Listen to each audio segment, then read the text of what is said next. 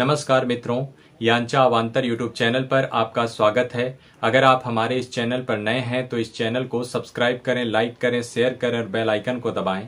आइए सुनते हैं आचार्य चतुरसेन शास्त्री की कहानी डॉक्टर साहब की घड़ी। डॉक्टर बेदी एमडी रियासत के पुराने और प्रख्यात डॉक्टर हैं। अपने गत 50 वर्ष के लंबे जीवन में उन्होंने बड़े बड़े बीमारियों के इलाज किए हैं। सिर्फ अपनी ही रियासत में नहीं, रियासत से बाहर भी अनेक राज परिवारों में उनकी वैसी ही प्रतिष्ठा और धूमधाम है। उन्होंने बहुत धन कमाया, एक से बढ़कर एक अनूठी चीजें रईसों से इनामों और भेंटों में लीं। उनका ड्राइंग रूम उन चीजों से ठसाठस भरा हुआ है। वे फुर्सत के वक्त अक्सर इसी ड्राइंग रूम में बैठकर अपने दोस्तों को उन भेंटों में पाई हुई चीजों के संबंध में एक से बढ़कर एक अद्भुत बातें सुनाया करते हैं। कोई कोई बात तो बड़ी ही सनसनी भरी, आश्चर्यजनक और अत्यंत प्रभावशाली होती है। अब वे प्रैक्टिस नहीं करते। यूं कोई पुराना प्रेमी घसीट ले जाए तो बात अलग है। आने जाने वालों का तो उनके यहाँ तांता ही लगा रहता है, क्योंकि वे मिलनसार, खुशमिजाज, उदार और नेकी कर कुएं में डाल वाली कहावत को चरितार्थ करने वाले पुरुष हैं।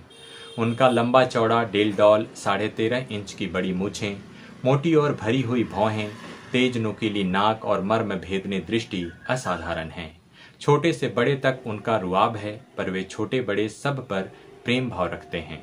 वे वास्तव में एक सहृदय और दयावान पुरुष हैं। भाग्यवान भी कहना चाहिए। उनका जीवन सदा मजे में कटा और अब भी मजे में ही कट रहा है। वे सब प्रकार के शोक, संताप, चिंता और वेदना से मुक्त आनंदी पुरुष की भांति रहते हैं। बूढ़े भी उनके दोस्त हैं और जवान भी, बालक भी दोस्त हैं। अपने पास आते ही वे सबको निर्भय कर देते हैं। ऐसा ही उनका सरल स्वभाव है।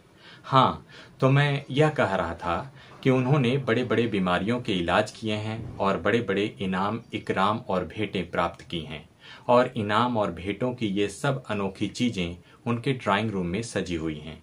बड़ी बड़ी शेरों और चीतों की खालें, मगर के ढांचे, असाधारण लंबे पशुओं के सींग, बहुमूल्य कालीन, अलभ्य कारीगरी की चीजें, दुर्लभ चित्र और भारी भारी मूल्य की रत्न जटित अंगूठियां, पीने और कमलें। परंतु इन सब में अधिक आश्चर्यजनक और बहुमूल्य वस्तु एक घड़ी है। यह घड़ी उन्हें इलाज के सिलसिले में नेपाल जाने पर वहां के दरबार से मिली थी। इसका आकार एक बड़े नींबू के समान है और यह नींबू के ही समान गोल है। उसमें कहीं भी घंटे या मिनट की सुई नहीं, न अंक ही अंकित है। सारी घड़ी कीमती प्लाटिनम की महीन कारीगरी से कटी बूटियों से परिपूर्ण है और उसमें उज्जवल असल ब्राजील के हीरे जड़े हैं। सिर्फ 2 हीरे जो सबसे बड़े हैं और जिनमें एक बहुत हल्की नीली आभा झलकती है, ऐसे मनमोहक और कीमती हैं कि उन्हीं से एक छोटी मोटी रियासत खरीद ली जा सकती है। उनमें जो बड़ा और तेजस्वी हीरा है, उस पर उंगली की पोर से एक हल्के से स्पर्श का दबाव पड़ते ही घड़ी अत्यंत मोहक सुरीली तान में घंटा, मिनट, सेकंड सब बजा देती है। उसकी गूंज समाप्त होते होते ऐसा मालूम होता है मानो अभी अभी यहाँ कोई स्वर्गीय वातावरण छाया रहा हो। दूसरे हीरे की तनिक दबाव देने से दिन, तिथि, तारीख, पक्ष, मास, संवत सब ध्वनित हो जाते हैं। यही नहीं, घड़ी में 1000 वर्ष का कैलेंडर भी निहित है। 1000 वर्ष पहले और आगे के चाहे जिस भी सन, दिन, मास और तारीख आप मालूम कर सकते हैं। ऐसी ही वह आश्चर्यजनक घड़ी है जिसे डॉक्टर साहब अपने प्राणों से भी अधिक प्यार करते हैं। कहते हैं एक बार हुजूर महाराज ने 50,000 रुपए इस घड़ी के डॉक्टर साहब को देने चाहे थे, जिस पर डॉक्टर साहब ने घड़ी महाराज के चरणों में डालकर कहा था, अन्नदाता, मेरा तन, मन, धन सब आपका है। फिर घड़ी की क्या औकात है, पर इसे मैं बेच तो सकता ही नहीं। और महाराज हंसते हुए चले गए थे। यह घड़ी स्वीडन के एक नामी कलाकार से नेपाल के लोक विख्यात महाराज चंद्र शमशेर जंग बहादुर ने जब वे विलायत गए थे मुंह मांगा दाम देकर खरीदी थी और अपनी इकलौते पुत्र के प्राण बचाने पर संतुष्ट होकर उन्होंने वह डॉक्टर को दे डाली थी। वह घड़ी वास्तव में नेपाल के उत्तराधिकारी के प्राणों के मूल्य की थी। कमरे के बीचों बीच बिल्लौर की एक गोल मेज थी। यह मेज ठोस बिल्लौर की थी, उसका ढांचा ही बिल्लौर का था। सर्पाकार एक पाए के ऊपर मेज रखी थी। यह मेज खास इसी मकसद के लिए डॉक्टर साहब ने खास लंदन से खरीदी थी। उस मेज पर इटली की बनी एक अति भव्य मार्बल की स्त्री मूर्ति थी। यह मूर्ति रोमन कला की प्रतीक रूप थी, जिसे डॉक्टर साहब ने बड़ी खोज जांच से खरीदकर उसके हाथ में एक चतुर कारीगर से एक स्प्रिंग लगवाया था, जिसमें ऐसी व्यवस्था थी कि घड़ी हमेशा उस पुतली के उसी हाथ में रखी रहती थी। ठीक समय पर घड़ी के हीरे पर स्प्रिंग का दबाव पड़ता तो घड़ी से ताल स्वर युक्त मधुर संगीत की ध्वनि निकलती। उस समय जैसे वह प्रस्तुत मूर्ति ही मुखरित हो उठती थी।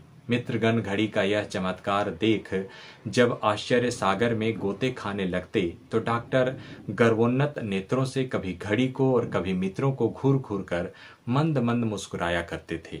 सावन का महीना था, रिमझिम वर्षा हो रही थी, ठंडी हवा बह रही थी, काले काले मेघ आकाश में छा रहे थे, बीच बीच में गंभीर गर्जन हो रहा था। चारों ओर हरियाली अपनी छटा दिखा रही थी। दिन का तीसरा प्रहर था। डॉक्टर साहब अपने 3 घनिष्ठ मित्रों के साथ उसी ड्राइंग रूम में बैठे आनंद से धीरे धीरे वार्तालाप कर रहे थे। उन मित्रों में एक मेजर भार्गव थे, दूसरे दीवान पारक थे और तीसरे एक नवयुवक मिस्टर चक्रवर्ती ICS थे। एकाएक घड़ी में से मधुर गूंज उठी। मित्र मंडली चकित होकर घड़ी की ओर देखने लगी। डॉक्टर साहब आंखें बंद किए सोफे पर उढ़क कर उस मधुर स्वर लहरी को जैसे कानों से पीने लगे। जब घड़ी का संगीत बंद हुआ तो मिस्टर चक्रवर्ती ने कपाल पर आंखें चढ़ाकर कहा, अद्भुत घड़ी है यह आपकी डॉक्टर साहब। यह तो मानो घड़ी की कुछ तारीफ ही न थी। डॉक्टर ने सिर्फ मुस्कुरा दिया। मेजर साहब ने कहा, अद्भुत, अजी इस घड़ी का तो एक इतिहास है। फिर उन्होंने डॉक्टर की ओर मुंह करके कहा, वह सूबेदार साहब वाली घटना तो इसी घड़ी से संबंध रखती है ना? डॉक्टर साहब जैसे चौंक पड़े। एक वेदना का भाव उनके होठों पर आया और उन्होंने धीमे स्वर से कहा, जी हाँ, वह दुखियाई घटना इसी घड़ी से संबंध रखती है। मित्रगण चौकन्ने हो गए। मिस्टर चक्रवर्ती बोल उठे, क्या मैं इस घटना का वर्णन सुन सकता हूँ? डॉक्टर ने उदास होकर कहा, जाने दीजिए मिस्टर चक्रवर्ती, उस दारुण घटना को भूल जाना ही अच्छा है, खासकर जब उसका संबंध मेरी इस परम प्यारी घड़ी से है। परंतु मिस्टर चक्रवर्ती नहीं माने। उन्होंने कहा, यह तो अत्यंत कौतूहल की बात मालूम होती है। यदि कष्ट न हो तो कृपा कर अवश्य सुनाइए। यह जरूर कोई असाधारण घटना रही होगी, तभी उससे आप ऐसे विचलित हो गए हैं। असाधारण तो है ही, कहकर कुछ देर डॉक्टर चुप रहे। फिर उन्होंने एक एक करके प्रत्येक मित्र के मुख पर दृष्टि डाली। सब कोई सन्नाटा बांधे डॉक्टर के मुंह की ओर देख रहे थे। सबके मुख पर से उनकी दृष्टि हटकर घड़ी पर अटक गई। वे बड़ी देर तक एकटक घड़ी को देखते रहे। फिर एक ठंडी सांस लेकर बोले, आपका ऐसा ही आग्रह है तो सुनिए। धीरे धीरे डॉक्टर ने कहना शुरू किया। 14 साल पुरानी बात है। सूबेदार कर्नल ठाकुर शार्दुल सिंह मेरे बड़े मुरब्बी और पुराने दोस्त थे। वे महाराज के रिश्तेदारों में थे। उनका रियासत में बड़ा नाम और दरबार में प्रतिष्ठा थी। उनकी अपनी एक अच्छी जागीर भी थी। वह देखिए, सामने जो लाल हवेली चमक रही है वह उन्हीं की है। बड़े ठाठ और रुआब के आदमी थे। अपने ठाकुर पने का उन्हें बड़ा घमंड था। उनके बाप दादों ने मराठों की लड़ाई में कैसी कैसी वीरता दिखाई थी, वे सब बड़ी दिलचस्पी से सुनाया करते थे। वे बहुत कम लोगों से मिलते थे। सिर्फ मुझी पर उनकी भारी कृपा दृष्टि थी। जब भी वे अवकाश पाते या बैठते थे, बहुधा शिकार को साथ ले जाते थे और हफ्ते में एक बार तो बिना उनके यहाँ भोजन किए जान छूटती ही न थी। उनके परिवार में मैं ही इलाज किया करता था। मैं तो मित्रता का नाता निभाना चाहता था और उनसे कुछ नहीं लेना चाहता था, पर वे बिना दिए कभी न रहते थे। वे हमेशा मुझे अपनी औकात और मेरे मेहनताने से अधिक देते रहे। मेरे ऊपर उन्होंने और भी बहुत एहसान किए थे। यहाँ तक कि रियासत में मेरी नौकरी उन्होंने लगवाई थी और महाराज आलीजाह की कृपा दृष्टि भी उन्हीं की बदौलत मुझ पर थी। एक दिन सदा की भांति वे इसी बैठक खाने में मेरे पास बैठे थे। हम लोग बड़े प्रेम से धीरे धीरे बातें कर रहे थे। वास्तव में बात यह थी कि मैं उनका बहुत अदब करता था। उनका व्यक्तित्व ही ऐसा था। फिर मुझ पर तो उनके बहुत से एहसान थे। एकाएक मुझे जरूरी कॉल आ गई। पहले तो सूबेदार साहब को छोड़कर जाना मुझे नहीं रुचा, परंतु जब उन्होंने कहा कि कोई हर्ज नहीं, आप मरीज को देख आइए, मैं यहाँ बैठा हूँ, तब मैंने कहा इसी शर्त पर जा रहा हूँ कि आप जाएं नहीं। तो उन्होंने हंसकर मंजूर किया और पैर फैलाकर मजे में बैठ गए। मैंने झटपट कपड़े पहने, स्टेथोस्कोप हाथ में लिया और रोगी देखने चला गया। रोगी का घर दूर न था, झटपट ही उससे निपट कर चला आया। देखा तो सूबेदार साहब सोफे पर बैठे मजे से ऊँघ रहे हैं। मैंने हंसकर कहा, वाह, आपने तो अच्छी खासी झपकी ले ली। सूबेदार भी हंसने लगे। हम लोग फिर बैठकर गपशप उड़ाने लगे। उसी दिन 5 बजे मुझे महलों में जाना था। एकाएक मुझे यह बात याद हो आई और मैंने अभ्यास के अनुसार मेज पर घड़ी को टटोला।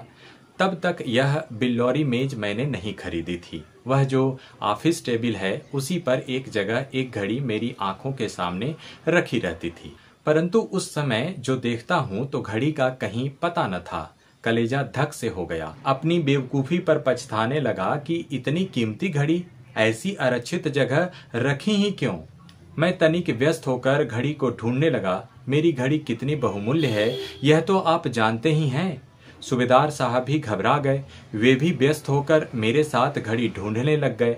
बीच में भांति भांति के प्रश्न करते जाते थे, परंतु यह निश्चय था कि थोड़ी ही देर पहले जब मैं बाहर गया था घड़ी वहीं रखी थी। मैंने उसे भली भांति अपनी आंखों से देखा था, पर यह बात मैं साफ साफ सूबेदार साहब से नहीं कह सकता था, क्योंकि वे तब से अब तक यहीं बैठे थे। कहीं वे यह न समझने लगे कि हम ही पर शक किया जा रहा है। खैर, घड़ी वहां न थी, वह नहीं मिलनी थी और नहीं मिली। मैं निराश होकर धम्म से सोफे पर बैठ गया, पर ऐसी बहुमूल्य घड़ी गुमा देना और सब्र कर बैठना आसान न था। भांति भांति के कुलाबे बांधने लगा। सूबेदार साहब भी पास आकर बैठे और आश्चर्य तथा चिंता प्रकट करने लगे। उन्होंने पुलिस में भी खबर करने की सलाह दी, नौकर चाकरों की भी छानबीन की, परंतु मेरा सिर्फ एक ही नौकर था। वह बहुत पुराना और विश्वासी नौकर था। गत 15 वर्षों से वह मेरे पास था। तब से एक बार भी उसने शिकायत का मौका नहीं दिया। फिर इतनी असाधारण चोरी वह करने का साहस कैसे कर सकता था। पर सूबेदार साहब उससे बराबर जिरा कर रहे थे और वह बराबर मेज पर उंगली टेक टेक कर कह रहा था कि यहाँ उसने झाड़ पोंछ कर घड़ी अपने हाथ से सुबह रखी है। मैं आंखें छत पर लगाए सोच रहा था कि घड़ी आखिर गई तो कहाँ गई। एकाएक सूबेदार साहब का हाथ उनकी पगड़ी पर जा पड़ा। उसकी एक लट ढीली सी हो गई थी। वे उसी को शायद ठीक करने लगे थे, परंतु कैसे आश्चर्य की बात है, पगड़ी के छूते ही वही मधुर तान पगड़ी में से निकलने लगी। पहले तो मैं कुछ समझ ही न पाया। नौकर भी हक्का बक्का होकर इधर उधर देखने लगा। सूबेदार साहब के चेहरे पर घबराहट के चिन्ह साफ दिख पड़ने लगे। क्षण भर बाद ही नौकर ने चीते की भांति छलांग मारकर सूबेदार साहब के सिर पर से पगड़ी उतार ली और उससे घड़ी निकालकर हथेली पर रख कर कहा, यह रही हुजूर आपकी घड़ी। अब आप ही इंसाफ कीजिए कि चोर कौन है। उसके चेहरे की नसें उत्साह से उमड़ आई थीं और आंखें आग बरसा रही थीं। वह जैसे सूबेदार साहब को निगल जाने के लिए मेरी आज्ञा मांग रहा था। सब माजरा मैं भी समझ गया। सूबेदार साहब का चेहरा सफेद मिट्टी की माफिक हो गया था और वे मुर्दे की भांति आंखें फाड़ फाड़ कर मेरी तरफ देख रहे थे। कुछ ही क्षणों में मैं स्थिर हो गया। मैंने लपक कर खूंटी से चाबुक उतारा और एकाएक 5-7 नौकर की पीठ पर जमा दिए। घड़ी उसके हाथ से मैंने छीन ली। इसके बाद जितना कुछ स्वर बनाया जा सकता था उतना क्रुद्ध होकर मैंने कहा, सुअर, इतने दिन मेरे पास रहकर तूने अभी यह नहीं सीखा कि बड़े आदमी का अदब कैसे किया जाता है। क्या दुनिया में मेरे ही पास घड़ी है? सूबेदार साहब के पास वैसी 25 घड़ी हो सकती हैं। नौकर गाली और मार खाकर चुपचाप मेरा मुंह ताकता रहा। मेरा यह व्यवहार उसके लिए सर्वथा आतंकित था। वह एक शब्द भी नहीं बोला। इसके बाद मैं सूबेदार साहब के पास गया। उनका चेहरा सफेद मुर्दे के समान हो रहा था। वे आंखें फाड़ फाड़ कर मेरी ओर ताक रहे थे। मैंने नम्रता से उनसे कहा, सूबेदार साहब, मेरे नौकर ने जो आपके साथ बेअदबी की है वह उसका कसूर नहीं है, मेरा है। परंतु पुराने ताल्लुकात और उन कृपाओं का ख्याल करके जो आपने हमेशा मेरे ऊपर की हैं, मैं आपसे क्षमा की आशा करता हूँ। यह कहकर मैंने घड़ी उनके हाथ पर रख दी। सूबेदार साहब ने चुपचाप घड़ी ले ली और वे यंत्र चालित से उठकर चुपचाप ही अपने घर को चल दिए। मैं द्वार तक उनके पीछे दौड़ा, परंतु उन्होंने फिर मेरी ओर आंख उठाकर भी नहीं देखा। मेरा मन कैसा हो गया था यह कह नहीं सकता, परंतु मुझे महल अवश्य जाना था और 5 बजने में अब देर नहीं थी। मैंने झटपट कपड़े पहने और घर से निकला। अभी मैंने गाड़ी में पैर ही किया था कि सूबेदार साहब का आदमी हाँफता हुआ बदहवास सा आया। उसने कहा, जल्दी चलिए डॉक्टर साहब, सूबेदार साहब ने जहर खा लिया है और हालत बहुत खराब है। मैं घबराकर सीधा उनके घर पहुंचा। एक कोहराम मचा था। भीड़ को पार करके मैं सूबेदार साहब के पलंग के पास गया।